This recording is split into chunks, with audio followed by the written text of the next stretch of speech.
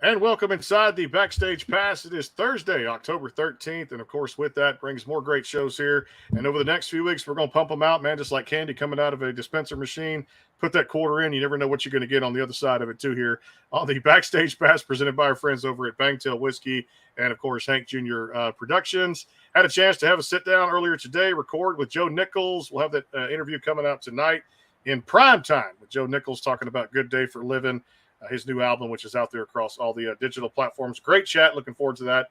I guess it'll hit social media probably about 7, 8 o'clock tonight, whenever I feel like putting it out there. But a great chat with Joe leads to our featured artist of the afternoon from California. I love her songs. I love the way she tours, and I love her music. And you will, too, if you don't know who she is by the end of this interview. Amanda Kate Ferris joins us here on the Backstage Pass. What's going on?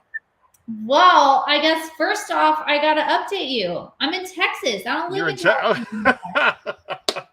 So much has changed. See, this is what happens when we don't stay in constant communication. I know. We don't stay in contact. Where in Texas are you? Where are you at? Yes, so we ended up moving back to Dallas. We're about 45 minutes south of Dallas.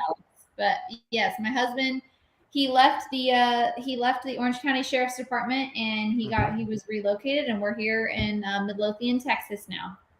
And I was just up around those roots calling a high school football game about 2-3 weeks ago up in the Addison area. I'm not sure how close. So I was right there for about a weekend.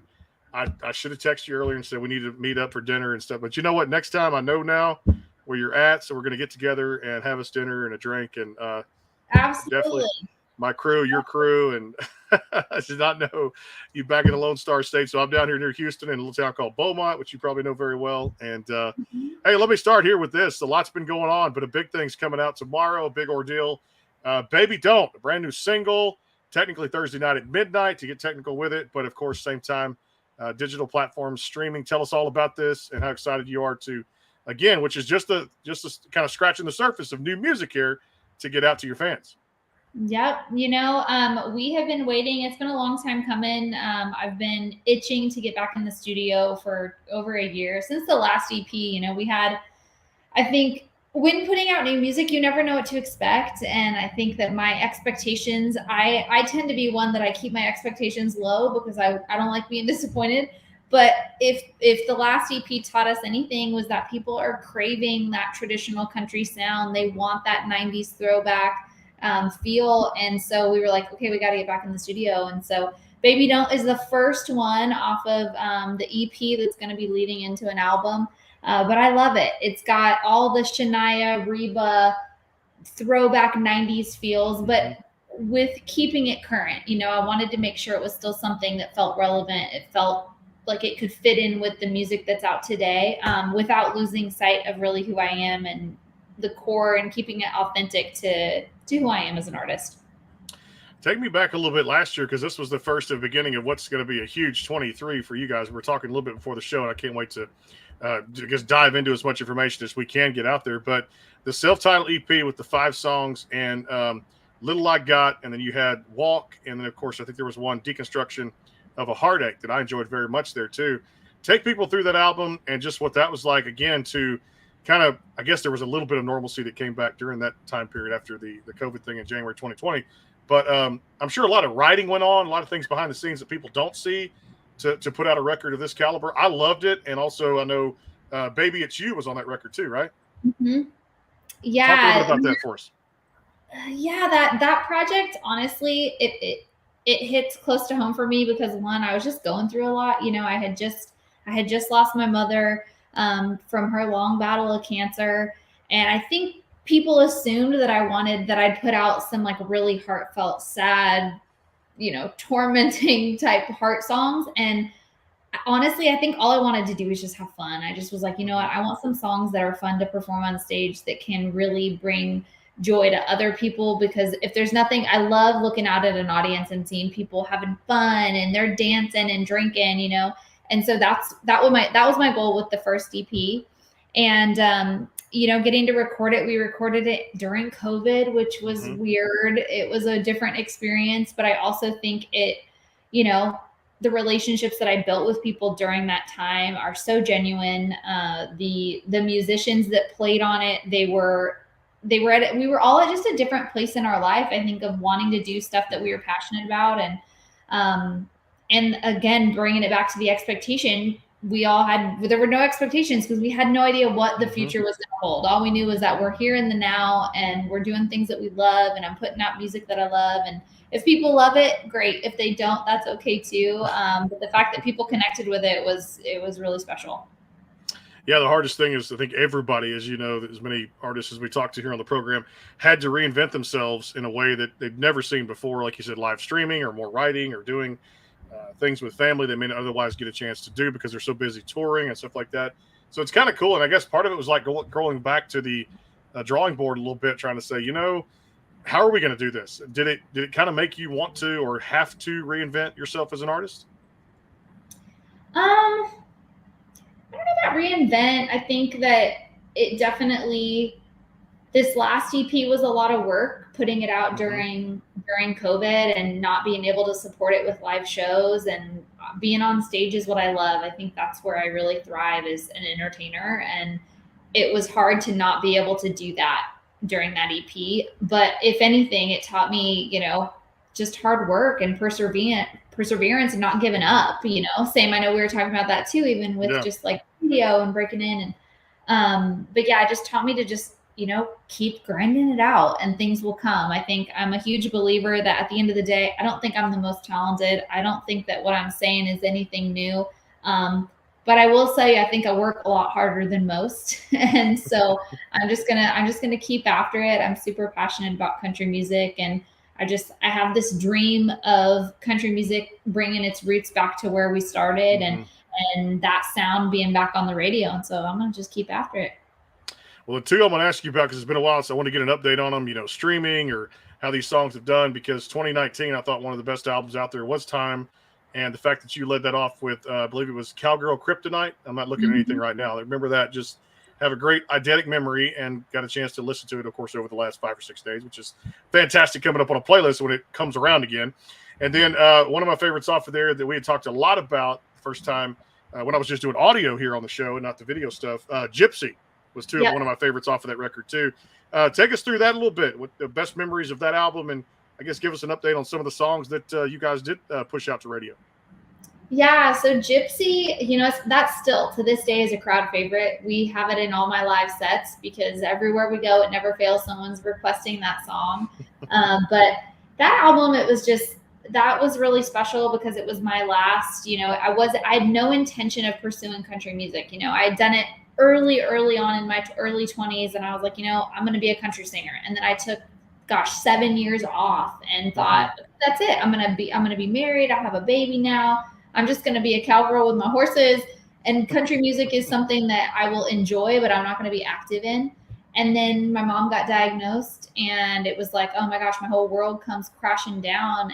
And I'm like, I got to put this music out. Like, my mom and I had written so much music together, and I just wanted it as a memoir. I wanted something that my family could enjoy and that I could remember forever. So we called it Time, because I just felt we were so limited on that. And, putting that out just sparked a whole new fire in me for music and wanting to pursue this. And I feel like it was all part of God's plan. He knew all this was going to happen. And I'm thankful. I feel so blessed that I even get to do this at this level. I think there's so many girls out there and guys that have this dream, and a lot of people don't ever get this opportunity to record their own music. And the fact that I've been able to do this, and now we're looking at album essentially number 3, this is just, it's a dream, you're living it out for sure.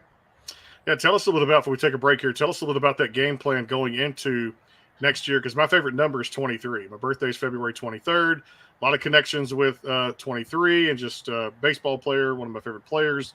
We're number 23 for the Astros over the last 2 or 3 years. But so many connections with kind of people say, well, what is your spirit animal? What's your lucky number? What's something that's kind of spontaneous about you? Going into 23, as much as you can kind of dive into a little bit, I know you're excited about this because there's stages going through this, with the single Baby Don't coming out tomorrow, and then going into 23 with preparing for a full-length album, with maybe some preparations before that. Take us through all that a little bit.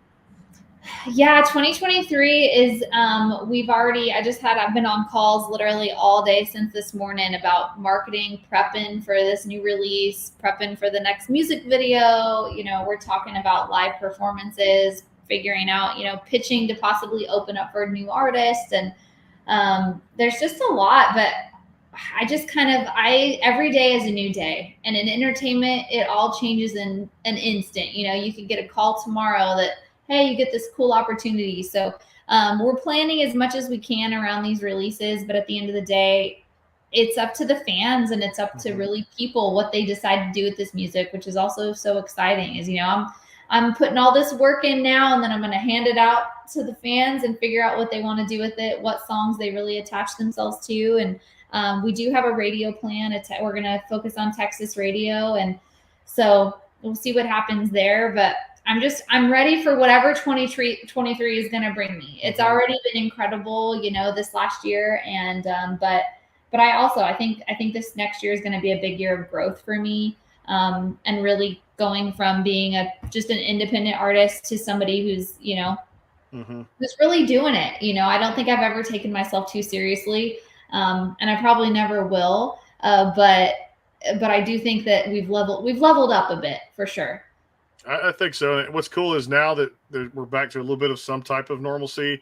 No, we're not all the way there, but going into next year, now that things are a lot more safer with this situation now, leads to touring. More artists now are hard to get a hold of, no doubt, because of schedules being busy. And of course, I'm going out to some live shows again and finally feeling a little bit normal there. But to see the crowds and the people that go out there spending their hard-earned money, buying drinks, listening to what they got to listen to, their favorite artists, and hearing music again. I was talking about this to somebody the other day, music being the healing therapy that it is. Very healing, no doubt about it.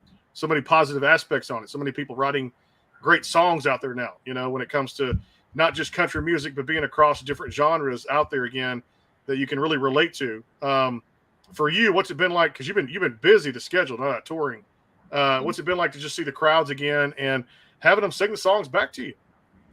Honestly, I don't know if I'll ever get used to seeing people sing songs back, like my songs. It's a walk, I think, has been a crowd favorite. It streamed really well. Deconstruction streamed very well. Little I Got did well. And those three, to be at shows and watch people sing it back to me is just surreal. It's like, that's my song. How do you know?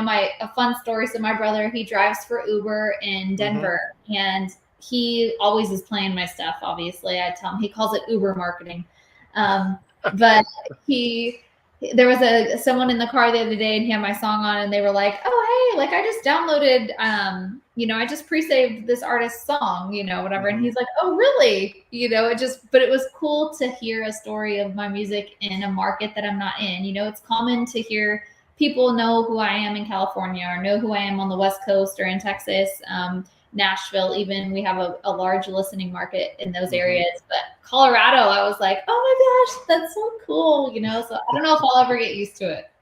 That's pretty cool. I can't wait to see you. Now that you're in Texas, I'll be coming up there a little bit more, and I know you'll be touring Texas very much, so we're definitely going to meet up out there and I'll get to come to a show and just enjoy the crap out of it. I love live shows, no doubt about it, and definitely one of my favorite things to get out there, talk to people, and just I try not to work when I'm out there, but it happens, and that's just the way it is. But the best part is getting to meet you guys and hearing the great music we get to promote here on the show. We'll come back here in a little bit. Quick time out here. A little word in for Bangtail whiskey. I might have some of that tonight. It sounds good on Thursday. It's not quite Friday, but it's out there, bangtail.com, and of course the Easy Liquor app. If you're out there buying and you want it sent to your door, good taste and stuff. It's in Nashville now too, so make sure you go check it out.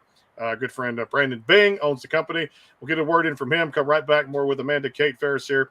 It is the Backstage Pass, and of course coming out tonight, our chat with the great Joe Nichols at the sportsguyspodcast.com and on the YouTube channel. Back with more. Stay tuned. The Bangtail pour is comprised of a sweet corn mash base.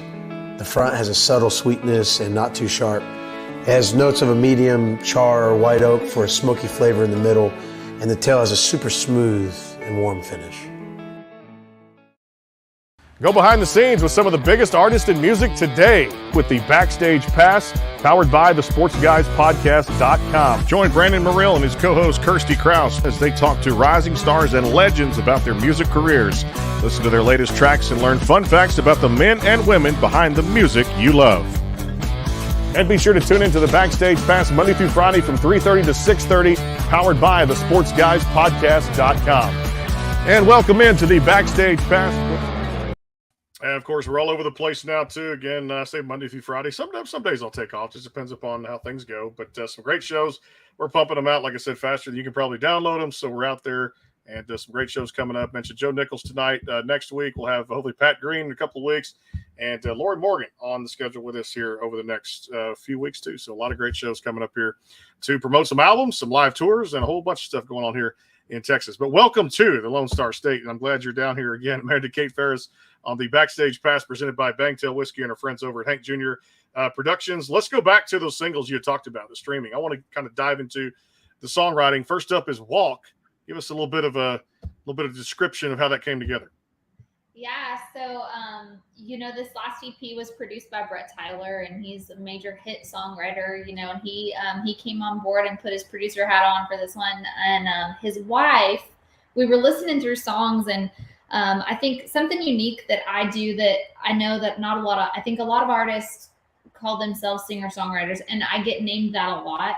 But at the end of the day, I honestly tell people I'm a singer who can write songs, but I'm not a songwriter.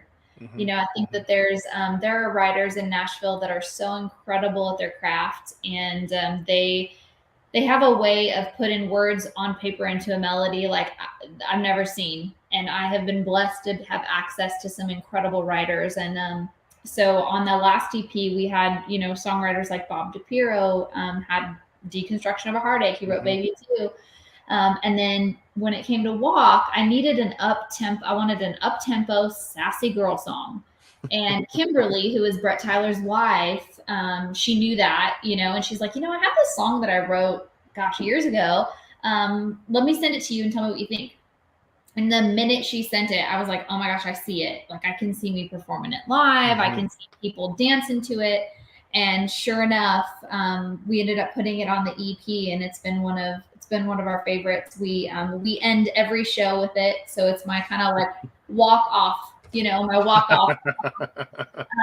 But it's a crowd favorite. It's super fun to perform, and and I love that it's Kimberly Kelly. I'm such a huge fan of her. She actually just came out with another album, and wow, it's so incredible. She's just talk about like traditional country. She's just she's a little ball of energy. She's so freaking cute, and she's so talented, and so to have a friend's song on the EP was really fun too. Yeah, I can't remember. I'm trying to remember if I had Kimberly Kelly on the show. I've done so many of them lately, but I've not. We'll have to get her back on and talk about the new project too. But also too, you guys, really the streaming you mentioned too. Little I Got was another one that just really hit me. I was like, man, this is next time I talk to Amanda, we're going to spruce this up a little bit and talk about the description and a little bit of the backstory of this one too. Where'd this one originate from? So, this one, this was written by Brett Tyler and Maren Morris. And that was when Brett sent it to me. He's like, hey, like, I also have this song that I just feel like would really fit you and your narrative and your story and who you are. And, the minute he's played it, he sent it to me and played it. And of course, Marion was singing on the demo. And there's something, when you hear demos, they call it demoitis, where you just feel like you get so in love with the demo of a song. And I kind of felt that with that one because Marion's voice is so iconic, and it's when you hear it, it's Marion. Mm-hmm. And I was like, oh, how am I going to make this my own? How are we going to take it more country? Because in the demo, it was way more pop. And so Brett was like, just trust me on this, we can do it. So we demoed it with just me and an acoustic, and it immediately had way more twang, and we just I was like, as long as it's dripping with pedal steel and fiddle, we'll be good. And so that's what we did on that one. But the storyline, we did the music video, and I got to have my family in the music video, which was amazing, having my little girl in it. And the premise of the song, just being thankful for all the little things that you have in life. And, I've got a lot with the little I got. And it really is true. I feel like I may not have, a million TikTok followers, and I may not have my streaming numbers, and I'm not on major country radio. But what I do have, and the fans that have supported me, I feel so blessed, and I'm so thankful for each and every one of them. And again, the fact that I even get to do this, it's just a dream. I know that I'm part of the 1%, and and I don't forget that. And I'm right there with you too, because I don't take this thing for granted every day. And I tell you right now, just lucky to do what we do here. And I wondered if I was ever going to bring this back. That's why, honestly, it resonated with me so much to talk about the song Little I Got, because yeah, I'd done this professionally for 20 years. I'm still doing it now, and I'm still freelancing and doing my own thing. But honestly, it was one of the best decisions I ever made, was to bring my own thing back and do it when I want to do it. And of course, the growth is everything else kind of speaks for itself. So not to toot my own horn, but I'm thankful for the Little I Got. It's not a major syndication or something like that, but the song really hit home with me and made me realize how thankful I am for my wife and daughter and just everything that we do, a breath in our body, and just getting up every day and just trying to do the best we can to see what life's, life's all about again, the challenges that we face. So definitely commend you on putting just out, not just music, but great music with great lyrics that I can connect to, and fans can too. Let's talk about Breakdown a little bit too, because the opposite direction. We go from here. We've all been through this, and we've all seen songs that go there. You guys also put that out last year as a single. And was this one that kind of resonated with you? Was this one you're like, man, now did you write this one? No, there's another one I didn't write. Okay, all right. Yeah, I think we're getting to a point where I feel that I've been gifted with these songs from people and from writers that trust me to tell their story, and to essentially, that at the end of the day is what I think I am, as a storyteller. And I'm thankful that these writers trust me with their songs, and they send them to me. But this one was Janelle Arthur. And Janelle Arthur, she's also an incredible writer. But she sent this to me, and everything I was going through at that point in my life, it was just, my mom had cancer. She had stage 4 lung cancer. I had just had a new baby. We're dealing with, my husband had some work. He's in law enforcement. And so we were dealing with some stuff with the department, and being an officer in California is not easy. And it just felt like, gosh, it was a lot happening. And then that song came along, and the first time I heard it, I was like, I feel like I could have written this one. Like, this one felt super, super close to home and really personal. So many songs sometimes I get songs and I feel like I'm meant to tell the story for someone else. I'm meant to sing this song and put my spin on it for someone else to connect with it. And then there's songs that I'm like, that one was for me. And that's really what Breakdown was. Well, you're going to love this too, because I'm going to put this on the screen here, because I'm looking at some of the comments. I don't know if you see this or not with me, but we got a special guest tuning in that says you're a really good singer. And when I put this up here, you may have a connection with this too, because you never know who's going to tune into the show. He was a guest of mine a while back, and this is one of the greatest singers and songwriters of all time. So when I put this man on the screen, you're going to know who this is. So he's tuning in right now. Haven't met her yet, but from what I hear, seems like she's got her act together. Oh my gosh, Neil. Oh my gosh. A couple of comments that came in there too. So thank you, Neil, for tuning in, brother. You're one of my favorites out there. And of course, a lot of people, we did a show with you a while back, and can't wait for the new music to come out, and hopefully catch you on tour out there again. So is a connection there? Just tell me a story, because that's pretty rare. I'll have somebody like that tune into one of my shows. So Neil, one of my, so on the Time album, that album was co-produced by Jed Seneca and Arnie Newman. And Arnie has been with me since the beginning. He was one of the first people to really just believe in me and really pushed me to do my original music. I was singing in a cover band with him for fun, just for extra gig money, essentially. And he got wind of all my original music, and he's like, you need to be doing this. And I was like, no, I did that. I moved to Nashville when I was young. I tried, it didn't work. And he was like, no, you need to do this.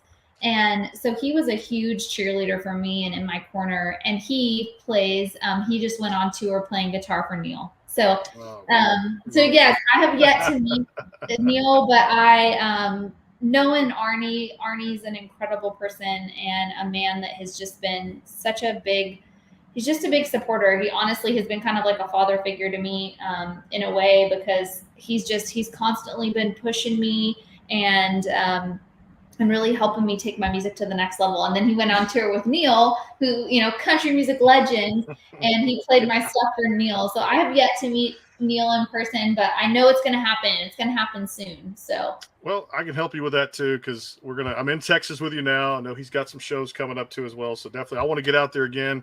I just missed one a few months ago. He was around my area too. So he says, thanks, buddy. And great hearing from both of you. So there you go. My comments, a legend, Neil McCoy. tuning into our show live today too. That's enough said right there, right? I feel put the crown on your head for Queen, and I'll take these headphones off and I'll put a crown to King Neil McCoy tuning in today. Just thank you for. You know what's funny? I posted. So my song was Arnie had played my song for Neil, and then took a video of Neil talking about what he had heard, I guess, and he had sent it to me, and I posted it. I posted it on TikTok just because I know, like, I have so many traditional country fans on my TikTok that follow me, and the comments of people that, like, every comment was like, "Oh my gosh, he lives down the street from me. You know, he is the nicest man in country music. He is so authentic. I feel like, you know, you spend 5 minutes with him and you feel like you know him." Just reading the comments alone on my TikTok on that video tells you all that you need to know about Neil McCoy. It sure does. It sure does, man. He's still right there. He's saying all too as well. So I tell you what, it's one of the greats, and makes you want to do the shake now, doesn't it? Shake. Well, George Burge, did you know? So George Burge, who's a new artist, up and coming, he just redid the shake, but with, I think they named it the drink or that drink. Oh wow, I did not know that. George, I met George in Nashville. We were there for the country radio seminar, but I didn't know George. I got to get him back and talk about that then. Yeah. Yes, he did it, and Neil's on it, so it's a cool. I'm telling you, all of us are just sitting here. We're craving 90s country. Yeah, he said wink there too. Yeah, no doubt. So it's stuff right there. Hey, there's never a day I don't play 90s country on my stereo. That happens every single day, no doubt. We'll take one final timeout, come back. Amanda Kate, one of my favorite guests. She always makes me laugh, makes me smile. Baby Don't comes out tomorrow across all the digital platforms, or if you get technical like me and you're getting stuff across your desk every day, tonight at midnight, go get it across all the digital platforms. Make sure you get the streaming numbers and keep them going. For one of the bright up-and-coming artists of today. We'll take one final timeout. I still got rapid fire.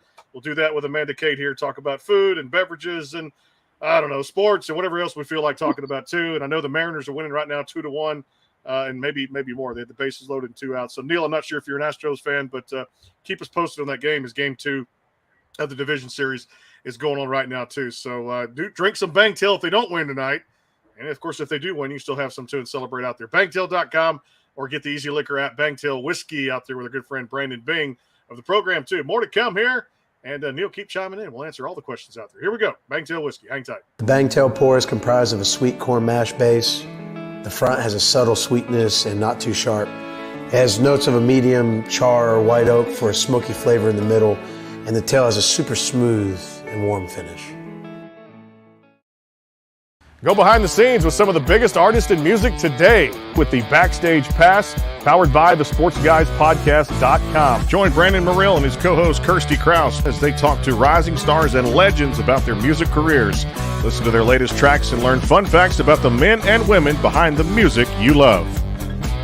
And be sure to tune into the Backstage Pass Monday through Friday from 3:30 to 6:30, powered by the SportsGuysPodcast.com. And welcome into the Backstage Pass. And back here, Amanda Kate Ferris on the program alongside all of our great viewers today. And yeah, he's saying it right now. Neil McCoy joining us here on the program, commenting on a lot of things. Wink, and then that drink, and of course, Ghost Stros. So Neil, appreciate you being a part of this too as well. Great music coming out. Hopefully, I'll have Neil back on here in 2023. Tonight, a great interview coming out about 7 o'clock. Had a chance to catch up with the great Joe Nichols today as he was doing a media day out there. We got a chance to talk to him about Good Day for Living, which is his current album, and definitely just to enjoy the great things of some of the old classics out there. And on Monday, if you love 90s country too as well, Julie Roberts is coming by here on the program. She's got a new album coming out October 28th. You might remember that from Breakdown Here. It was a big hit for Julie. And so she'll be coming by about 5 o'clock Monday here on the Backstage Pass presented by our friends over at Bangtail Whiskey and, of course, Hank Jr. Productions. So I got to have a little fun with you with rapid fire here. So what's the latest moving to Texas? I know for me it'd be one of those like barbecue. For you, what's been the latest craving for food and drinks? Let's see. Food. It's a tough one.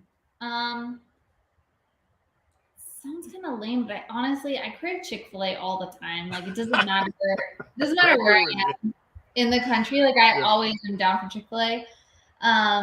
You know, and we're about 45 minutes south of Dallas, and there's such great food options. You know, Nick and Sam's is like an incredible restaurant in Dallas that has such good food and drinks. but I just don't leave our little town very much. I feel like I leave for shows and we get to go out on the road. And so when I'm home, I just want to be home. And when we're home, I'm either cooking or we're eating Chick-fil-A. We eat too much Chick-fil-A in this house. I have a bag of Chick-fil-A condiments in my fridge. I am that girl. I'm that guy with you right there too, because it's ketchup, barbecue sauce, buffalo sauce, Chick-fil-A sauce, all thrown in one bag, and it's in the fridge, or one time it's in the pantry in a half a sack because I eat there so much too. But I tell you what, man, if you're gonna do fast food, it's a pretty good place to end up going to. Yep, and I'm starting to get real creative because I like to do the grilled chicken nuggets, the grilled chicken nuggets with the kale salad. Mm-hmm. But it's expensive. Mm-hmm. So then it's like I figured out. I saw this TikTok on hacks. So what you do is you order a grilled chicken breast by itself. It's not chopped up, but it's the same thing. So you order the grilled chicken breast and then the salad, and it's way cheaper. Oh, okay. So next time we'll do the drive-through or go in, we'll have to make sure we do that here. All right, let's have a little fun with this. Yeah, I know it's one of the things he does a Pledge of Allegiance every morning, no doubt too. That's Neil McCoy for you. Love that. Thanks, Lorraine, for tuning in, telling us that too. I gotta watch that video sometimes when I get a chance. All right, let's do this one. As far as musical talent from the kids, you seeing any signs? I know my daughter's just turned 2.5. Starting to see some singing sentences coming together. Do you like this song? Yes, I do. Kind of shaking head and expressions. You seeing anything in the kids for musical talent? You know, Hunter, she loves to sing. She loves to sing. She loves music. I think performing like on any level, she's so vibrant and she has so much energy, and she's way more outgoing than I was as a kid. I mean, she has no fear. It could be that she's an only child too, but I definitely think she'll have some. She can sing. She can definitely sing. She can carry a tune. Her pitch has gotten a lot better. She's now 5. Ooh. People said that I was judging her too hard because when she was 3, I was like, oh no, like I don't think she's going to be able to sing. But now she's 5 and she's a big Morgan Wallen fan. There you go. She loves Morgan Wallen. And so we listen to a lot of Morgan Wallen when we're in the car, which may not be my most shining parenting decision, but it is what it is. Well, she's an entertainment baby. She can't help it, you know. We all love a little whiskey glasses. Nothing wrong with that. And of course, everything. Hey, like I said, more power there too. And like you said, it's great music. And when it's great music like yours, people are going to turn it on. And that's just what I'll keep saying there too. And I mean, the same thing with any artist you can say out there from 90s country even till now is it's great music, and that's what keeps the wheel spinning, no doubt. All right, let me ask you this. When it comes to ice cream, what's your favorite flavor? Ice cream, probably Rocky Road. Yes. Anything just plain Rocky Road, or anything kind of toppings, anything sprinkles or chocolate chip? I like Rocky Road. Well, I also like pralines. I like pralines and cream is really good. Yeah. Not a big toppings, you know. I just kind of just plain by itself. All right, last show that you got to binge watch. Oh gosh. Or series. Or cable show. You know, my attention span for TV is about this long. Like it's really tough for me to sit through shows. Yellowstone's probably the last one that I like really tried to sit through, and I watched all the episodes so that I could get caught up, because I felt like every year we'd go to NFR and I'd be so far behind. I didn't know what was happening. So probably Yellowstone. Okay, it's a good one. Great choice there. All right, daughter's favorite movie at her age right now. Her favorite movie currently, she loves Hocus Pocus. But she's been listening to High School Musical, like the first ones. She loves that right now, which makes me happy because the amount of cartoons and the amount of times I watch Moana, I'm happy for anything with real people in it. So she likes a movie that there's humans. We're good. You're on it too, no doubt. Yeah, mine's in the Hocus Pocus 2 series now. And of course, she's every night of that. And I'm tired of Moana. I'm tired of Toy Stories and just the phases they go through too, no doubt. I love that. Well, you have to put her so I did a version of Come Little Children from Hocus Pocus. Yeah. I just released it during COVID, kind of as a something fun to do. And my one of my like really good friends who also plays guitar for me, Eli produced it. And it's funny because now it's streaming. Now people are finding it again a year plus later. This song that we did just for fun. Now that Hocus 2 came out, now all these people are finding it on YouTube. So it's kind of funny. It's a funny scenario, no doubt. Well, I tell you what, big plans for 2023. I enjoy every time you come on here and we have our conversations. They take us in a number of different directions. We laugh, we talk, we joke, we have fun. But in the meantime, Baby Don't comes out tonight, and make sure you guys keep those streaming numbers up. Go grab it across all those digital platforms, wherever you stream or download music, tonight at midnight. And then tomorrow is October 14th, the beginning of what's going to be a great 2023. The tour schedule's busy. I know for you, it's going to probably end the year very strong too. So I always appreciate your time, and thanks for coming on here, dropping us a line. And definitely we get a chance to talk about your music. And you're one of the special ones out there. I'm looking for big things next year too. Thank you. Thank you so much. Awesome. Amanda Kate Ferris here on the Backstage Pass Monday. The great Julie Roberts coming by here in a few weeks. Even, I guess, 90s Country, if you want to talk about that. We'll talk about a lot of cool things with Lori Morgan here on the Backstage Pass. So look out for Amanda Kate Ferris in 2023. And we'll see you guys tomorrow about 4 o'clock here on the show, here on the Backstage Pass, presented by our friends over at Bangtail Whiskey and Hank Jr. Productions. Until then, have a terrific night. We'll see you soon.